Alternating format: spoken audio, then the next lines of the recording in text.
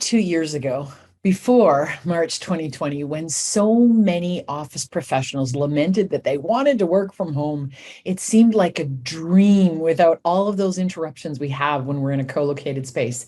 And it never occurred to anyone, I'll bet, that we would miss our coworkers. And yet we have a lot in some cases.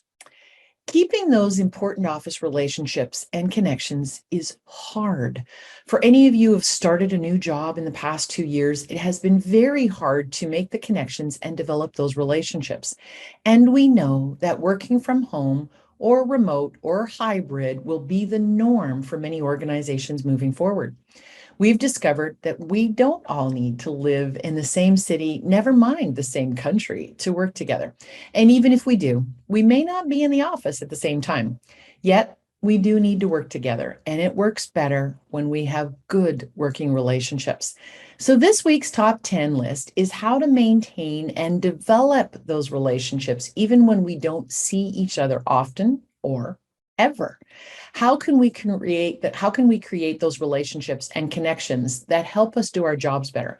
How do we know who should we be calling in HR or accounting if we don't know our colleagues? Our first tip comes from Julia Schmidt from Oslo, Norway. It's simple, but it works.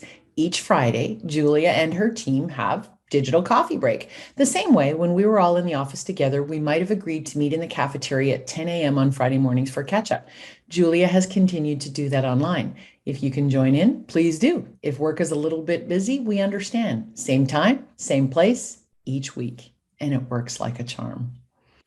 Carol Fitzgerald from Chicago, Illinois says that she has joined her company since the pandemic started and only has met 2 of her coworkers in person.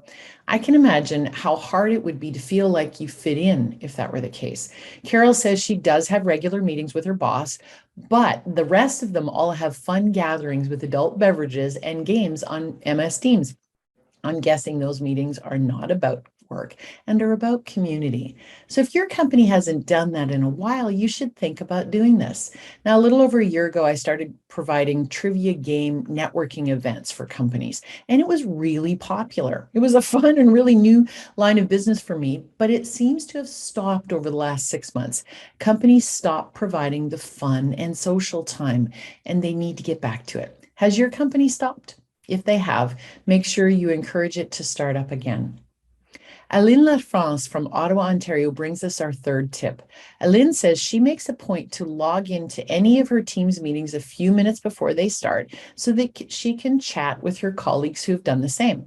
Now think about it. If we were all in a meeting together in a boardroom, I would go early enough so that I could chat and visit with my coworkers, not just walk in the door the minute the meeting starts. So we need to do the same thing for our virtual meetings as well.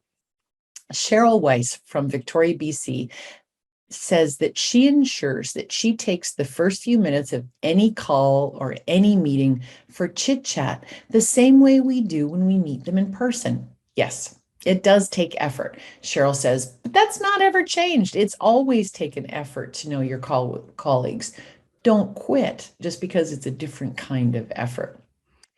Kim Picard from Embrun, Ontario says that she will pick someone from the staff list and randomly message them in MS Teams just to get them to know them a little bit more. She says it is just a check-in to see how they were doing, how they're doing at work, how they're doing through the pandemic. It does take effort, especially for the people that you don't know very well, but I'm sure that it's worth it. Number 6 is from Linda Hayes-Top from Elmira, Ontario. Linda says that she works for a great company that puts employees before business. Now, in 2021, they had an awesome Christmas celebration for the second year online, and they even had a dance party after that. Can you imagine dancing with your colleagues on Zoom?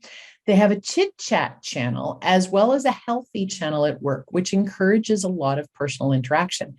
Now, my daughter-in-law works for a similar company where they encourage the personal relationships at work and connections among colleagues. Kelly is crazy about her cat, Morris, and they even have a cat channel at her company. She can post for us pictures of Morris every day if she wants, and those who love cats will not only look, but they will have something to talk about when waiting for meetings to start. It makes it a whole lot more comfortable. It is easy to find people you can connect with when you have channels at work with different topics, like Linda and Kelly have.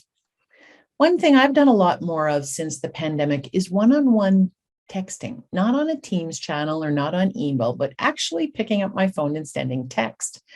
Bianca Constance from Englewood, New Jersey says she has done the same thing with her colleagues that she is closest to.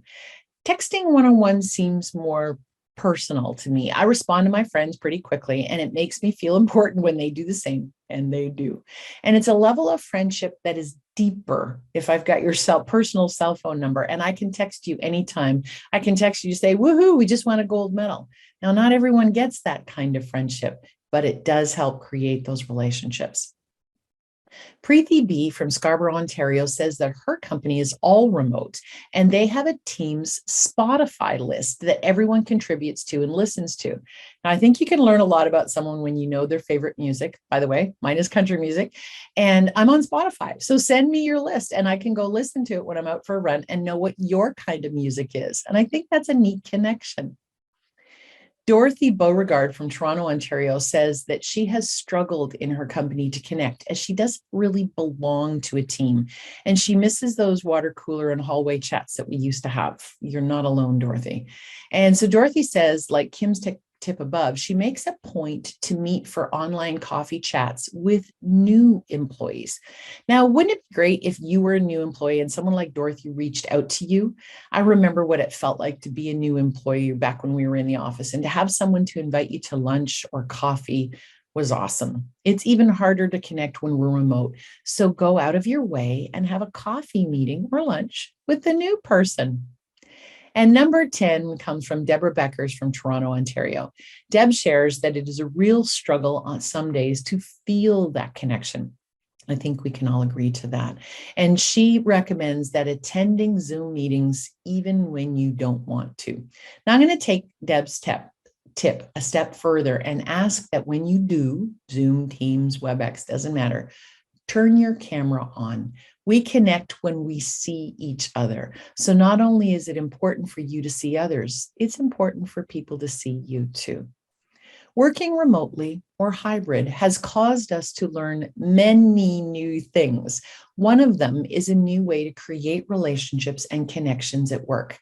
I hope that this week's top 10 list helps make that a little bit easier. I didn't say it would be easy. These tips are not intuitive for many of us, but your working connections need a little boost, I'll bet. So give one or two of them a try, and good luck.